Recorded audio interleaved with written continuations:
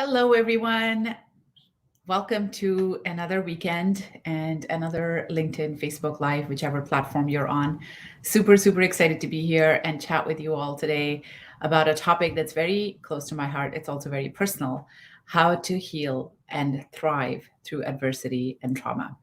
And when we think about trauma, we often think about getting into a car accident or something like going into a war zone. We think of these big things that are like traumatic, right? Because we sort of are living in a society where we don't understand like how these everyday things can also be traumatic. It's not just about the big events that happen to us. It's not about the just about the major things that happen, like losing a family member uh, or living through a pandemic even, or going through some kind of major crisis. It's also like little things that can happen in our everyday life that are emotionally and psychologically traumatic. They can affect us in a similar way.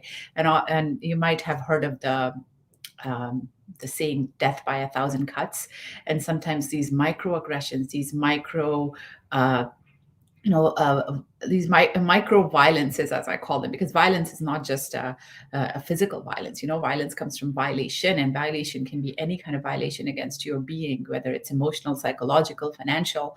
And I lived through an abusive marriage, and I know that a lot of the times what affected me most were not some incidents of physical violence that happened, but actually they were the everyday microaggressions, the way that the other person talked to me, the way they demeaned me, the way they insulted me, the lack of love, the neglect, the silent treatment.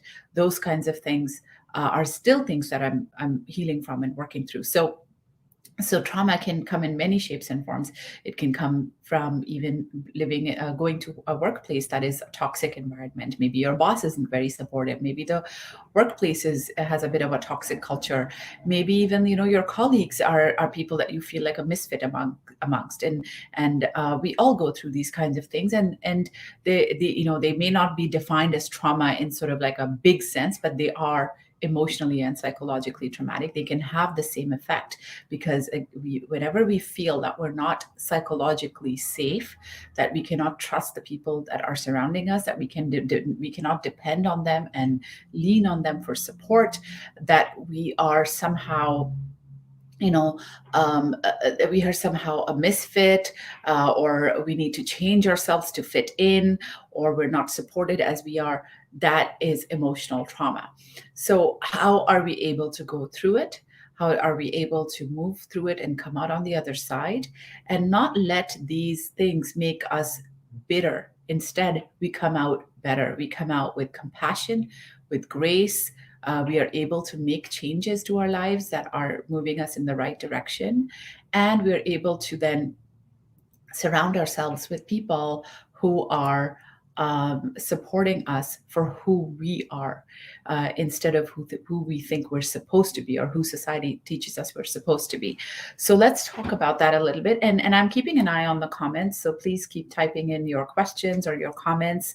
I will keep an eye, and I will be able to answer most of them, if not all.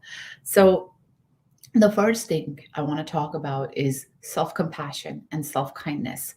So, when we are going through something, especially when we're living through oppression or any kind of abuse, or whether it's physical or non physical, we often are in a space, in a mental space, where we invalidate ourselves. We tell ourselves that no, what I'm thinking is wrong because everybody around me tells me that it's normal. When I was living through my abusive marriage, because abuse was so normalized in the community and in the surrounding that I was living in, that people would tell me, including family members, including my own mother, would tell me that, yeah, this is just normal. Like that, you need to be okay with it.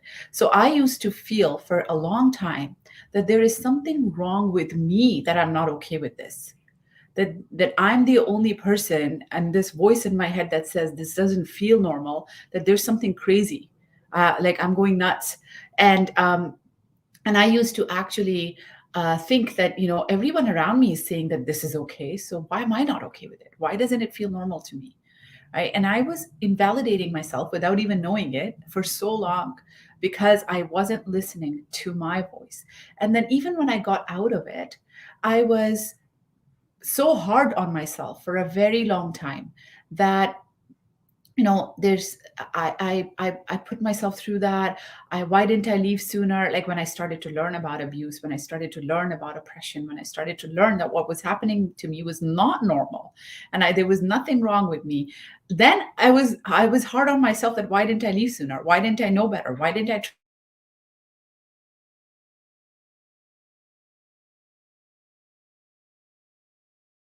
we start to be hard on ourselves even more. Like, what is wrong with me? Why am I not strong enough? Why am I being so weak? Why didn't I do that sooner? Why didn't I quit that job? Why didn't I walk out of that relationship? Why didn't I, why didn't I move? Why wasn't I brave enough to make that change? Right? We start to think that we were weak, or we were abnormal, or we were something inadequate, that we went through that. We start taking the blame on ourselves, and we start shaming ourselves, and we start guilting ourselves. And that is a pattern that is really difficult, but also very doable to break out of. And it doesn't happen overnight. It took me years, and I think I'm still on that journey in some aspects of my life. So what do is, whenever you start thinking of that a dialogue in your head, one of the tricks that I use is that I think about my daughters. I love my daughters so much. And I ask myself, if my daughter was blaming herself for something that happened to her, would I beat her down like this, the way I'm beating on myself? Would I tell her there's something wrong with her and she was weak and she was not strong enough, etc.? No way, right? We never talk to people we love that way, but we talk to ourselves that way. And that is a pattern you can break through practice. So whenever I catch myself doing that, I ask myself, would I talk to someone that I love that way? Would I talk to my daughters that way? And the answer is no. Okay, I'm going to stop talking to myself that way. So be kind to yourself, be compassionate with yourself. Just because, just the way we are kind and compassionate to other people, we deserve our kindness and our compassion and our validation. What happened to us is separate from what's wrong with us. We live in a society where we sometimes are, we keep being asked that, well, what's wrong with you? Why are you going through? Why aren't you walking away from this job if you hate it so much? Why aren't you walking away from this relationship if it is so abusive? Why aren't you, going back to school? Or why aren't you reinventing yourself? Or why, like, we are surrounded by questions like this, and we start thinking, oh, there's something wrong with me. But no, something happened to you. That doesn't mean there's something wrong with you. Okay, those are two separate things. And when people treat you badly, that's on them. That's not on us. That's not about us. It says nothing about us. It says everything about that person. And we need to put the shame and the blame where it belongs, to the people that have done us bad. And yeah, doesn't mean, we can make those changes right away, or we can quit those jobs and walk away from those relationships right away. But we need to be kind to ourselves in the process, instead of beating down on ourselves, because then we often, otherwise we get caught up in that scenario where we just ruin our self-confidence while the other person's ruining it too. So there's nothing wrong with us. What happened to us is separate from who we are. We, as people, as human beings, are worthy and are complete and deserving of love and respect the way we are.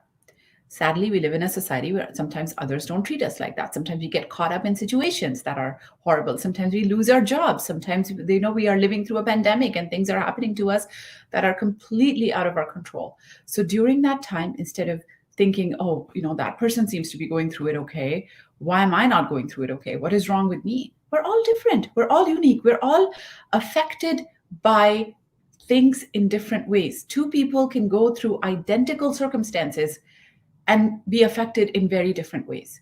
And there's nothing wrong with that. Just because someone else seems to be breezing through something doesn't mean it might not be hard for me, and vice versa. Something that might be really hard for that person might be very easy for me, right? Because we're all different. We all have different strengths and different, areas of opportunity, and we need to be kind to ourselves. And that if this feels wrong to you, it means it is wrong for you. You don't need that validation from someone else. We don't need someone else's approval and validation for our own trauma and adversity. We just don't. Like, I never got it from anyone. I don't even get it now from a lot of my family members. But that's okay. They don't need to understand. I understand it, right? And that's it. That's what matters. So the only person we need permission and approval from, we need validation from, is ourselves first and foremost. And now let's get to other people, right? Our support system. So first we give ourselves it, but it has to start from us. It has to start from within us. When we start listening to our own voice, when we start listening to our own, intuition, when we start giving ourselves the kindness and the compassion and the love that we deserve and we give to others, that's when we will attract the same from other people. Our relationship with ourselves is the most important foundation for our relationship with other people. If we're always telling ourselves, what's wrong with me? Why am I not good enough? Why am I not strong enough, etc.? We will automatically attract that same energy from other people. They will say the same thing to us. We will be okay with the behavior that they're giving us because we're giving that behavior to ourselves, right? And I spent years like that. But when I started to listen to my own voice, when I started to push back, when I started to give myself the respect that I was not getting from other people, that's when my love started to change. Okay.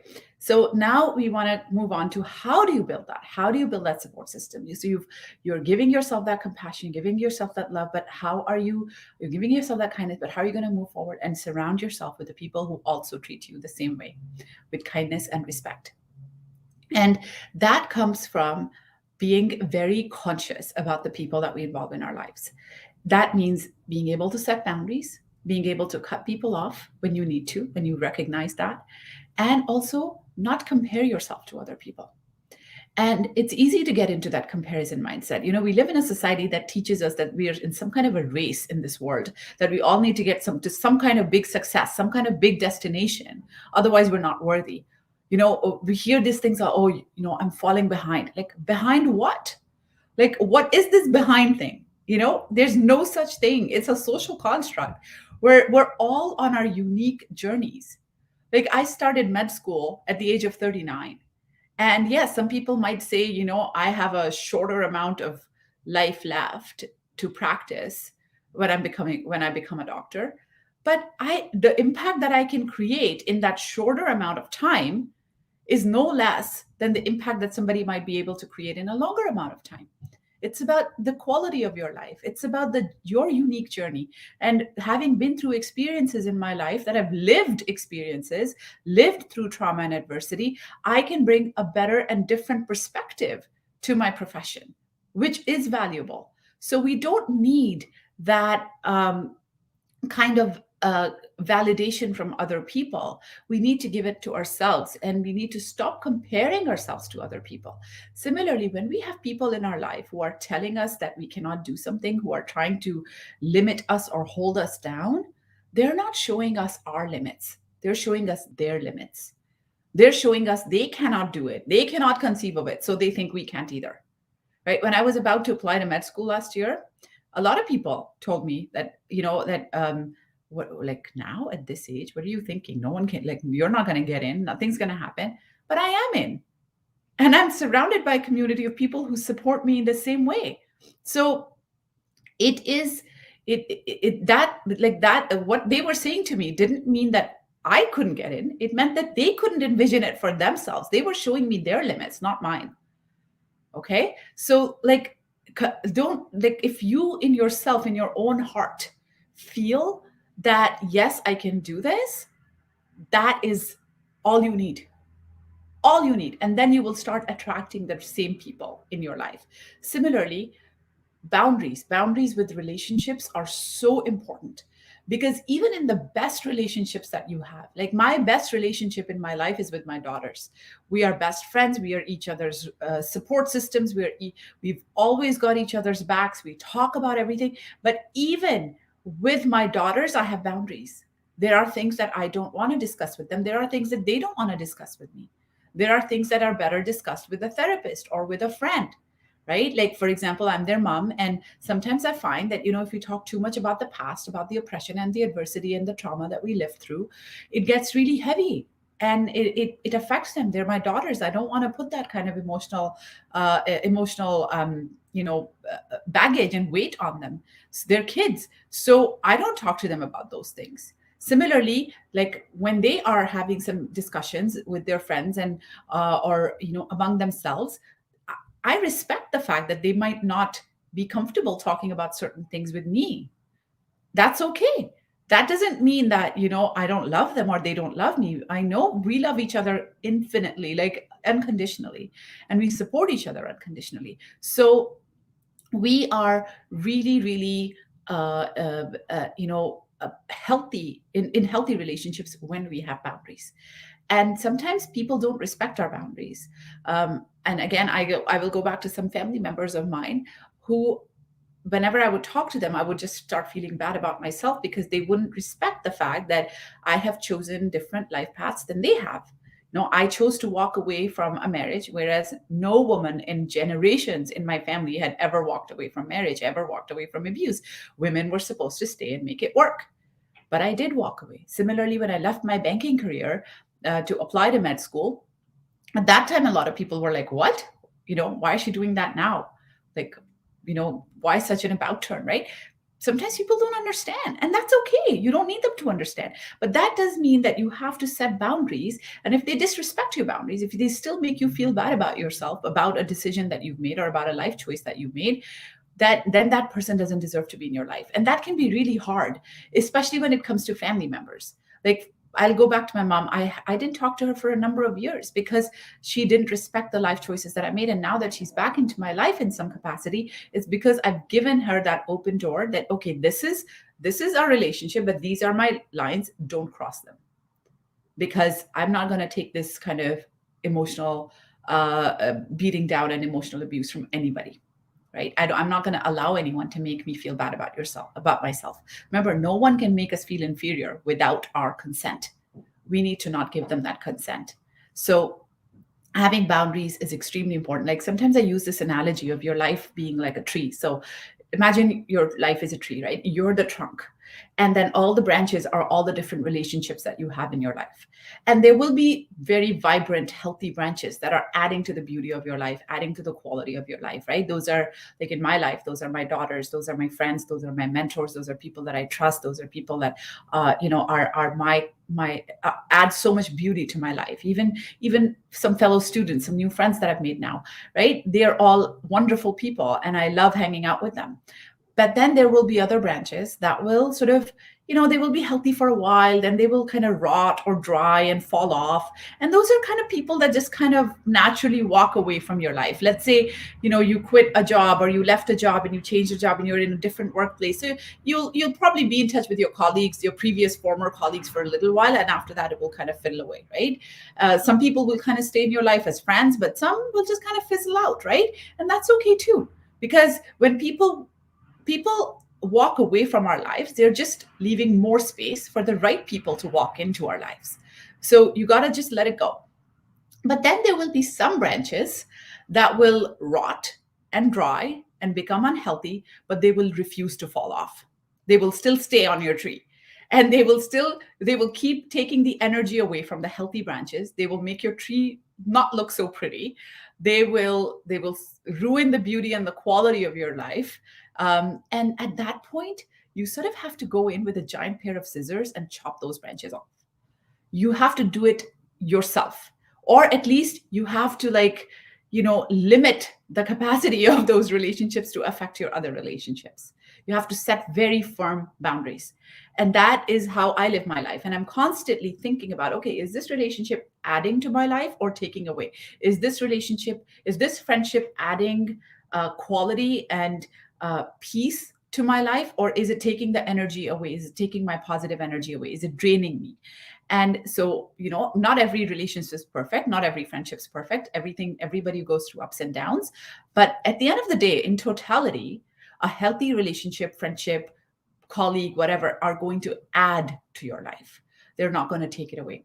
And yes, it's hard to do that if they're family. And I see Karen writing, it's hard to do if they're a family and you're obligated to see them at family gatherings. Absolutely, it's really, really hard. I just had a bit of an experience with that just a few months ago when I had to travel back home, back to Abu Dhabi, to go through some kind of family stuff, and all of these people who I'd sort of let go of were back in my life for a little while, and it was really hard for me to go through all of that and face the judgment and everything that I did. But at the same time, I'm like, okay, this is temporary. I can go through it and then I'll be back home. And once I was back home, my boundaries were back in place. So sometimes, yeah, that you kind of have to lower that drawbridge to be able to go through something, maybe something that you don't want to get out of, or you can't get out of, or something that's like, I think of it like a chore. Like, I hate doing laundry. That's like doing laundry. Okay, I gotta get through it and then I'm done.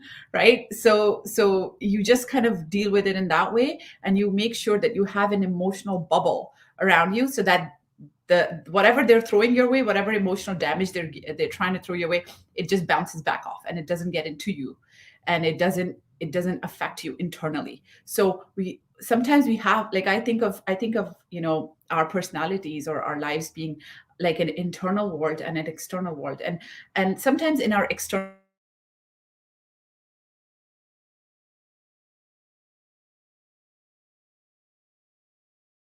in our external world, sometimes we do need to do things that we don't like, right? But that doesn't mean that our internal world needs to be affected by this. So we can develop emotional boundaries with ourselves, that we can just make sure that we are practicing self-care, that we are not isolating ourselves. Like for me, but a big one is talking to some friends. So even when I was in Abu Dhabi and I was going through some tough times at that time with family and seeing family that I wasn't really keen on seeing, I was still making sure I'm talking back home, back here in Toronto with my daughters and with my friends, and making sure I'm keeping that perspective that, yes, this is temporary. This is not a big part of my life. It's only a thing that I've got to go through, and I'll be back in my own, not in my own space and in my own setting and in my own happiness.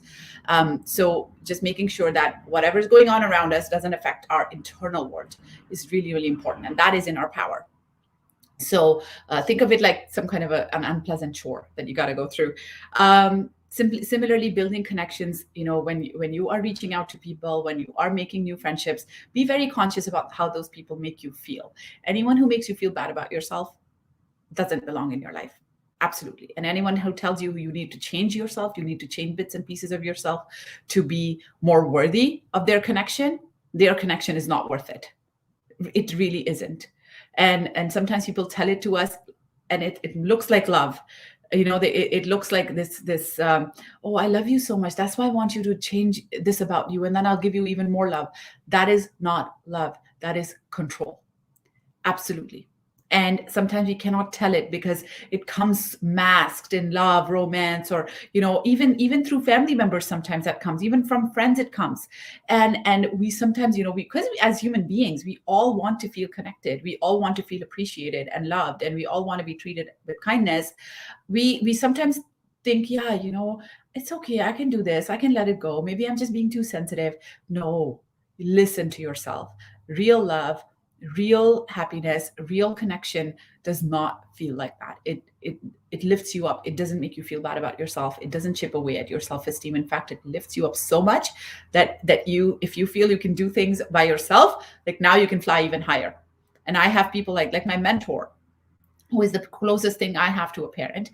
He is, I met him just 8-9 years ago through university, and since then he's become one of the most influential and important people in my life.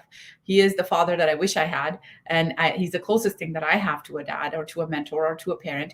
And whenever I talk to him, whenever I spend time with him, if I feel like, without his support, I'm flying here, after I talk to him, I'm like here, like not even the camera, but like it is just the way I feel like I can do anything. I feel like I'm the most amazing person in the world. And that is the feeling you want to get from people around you. Surround yourself with people who lift you up, not bring you down. And last but not least, making sure that we are also really, really giving priority to our health, to our physical health. So moving our bodies, exercising, whatever it is. I love hiking, so I do that. But whatever it is that that makes you feel better, getting physical activity, taking care of our diet, taking care of our rest and our sleep. A lot of our brain processes a lot of things in our sleep, and so this is something I'm having trouble with right now. I'm having just going through some rough times, and although also with my medical school and everything that's happening, I've been having some trouble sleeping. So that's something I'm working on right now, is making sure that my quality and my duration of sleep is good, so that I can take care of myself and move through times with grace and taking care of myself. And last but not least, seek professional help. I have been more or less in and out of therapy for years. And there are times when if I feel like I'm going through something really rough, I never hesitate to book an appointment with my therapist.